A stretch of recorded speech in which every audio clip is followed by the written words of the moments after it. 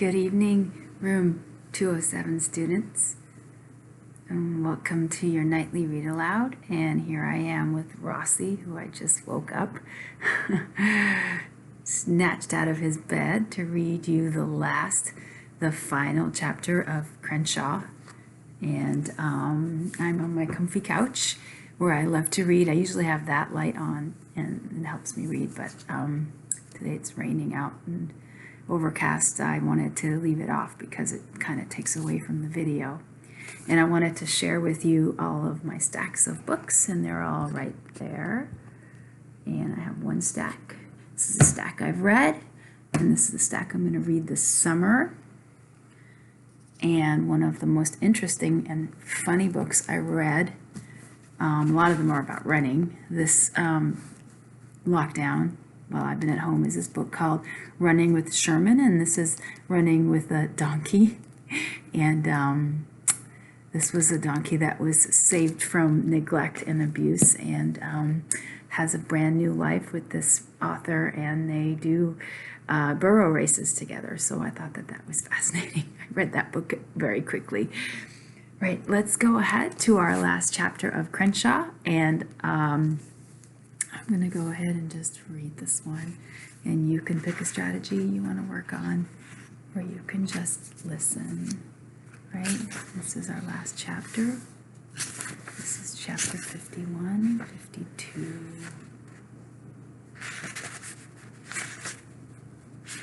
Okay, here we go. The article I read about imaginary friends said they often appear during times of stress. It said that as kids mature, they tend to outgrow their pretend world. But Crenshaw told me something else. He said imaginary friends never leave. Ooh, I got shivers reading that. He said they were on call, just waiting in case they were needed. I said that sounded like a lot of waiting around, and he said he didn't mind. It was his job. The first night in our new apartment, I slept on a chair in the living room. I woke up in the middle of the night.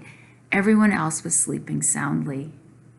As I headed to the bathroom to get a drink, I was surprised when I heard the water running. I knocked, and when no one answered, I opened the door. A crack. Bubbles floated and danced. Steam billowed, but through the mist, I could make out Crenshaw in the shower, fashioning a bubble beard. "Do you have any purple jelly beans?" he asked. Before I could answer, I felt my dad's hand on my shoulder.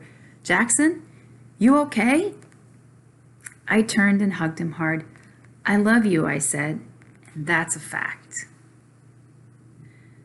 "I love you too," he whispered. I smiled, recalling the question I'd been meaning to ask. "Dad," I said, "have you ever known anyone by the name of Finian?" "Did you say Finian?" he asked with a faraway look in his eyes. I closed the bathroom door, and as I did, I caught another glimpse of Crenshaw. He was standing on his head. His tail was covered with bubbles. I squeezed my eyes shut and counted to 10 slowly.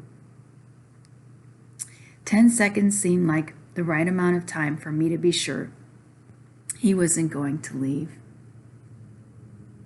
When I opened my eyes, Crenshaw was still there. There had to be a logical explanation.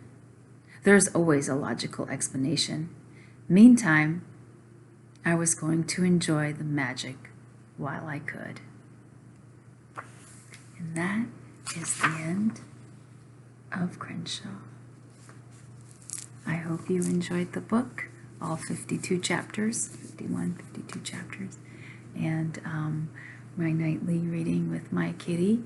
And this summer, I want you to read lots of books, read lots and lots of books, make your stacks, find a comfy place to read, find an animal to read with if you have a pet.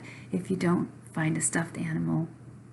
And know that I'll be thinking about you and use all the strategies that I taught you this year. And you take care. Okay. We are signing off. Goodbye from Miss Phillip, Rossi, Jackson, and Crenshaw.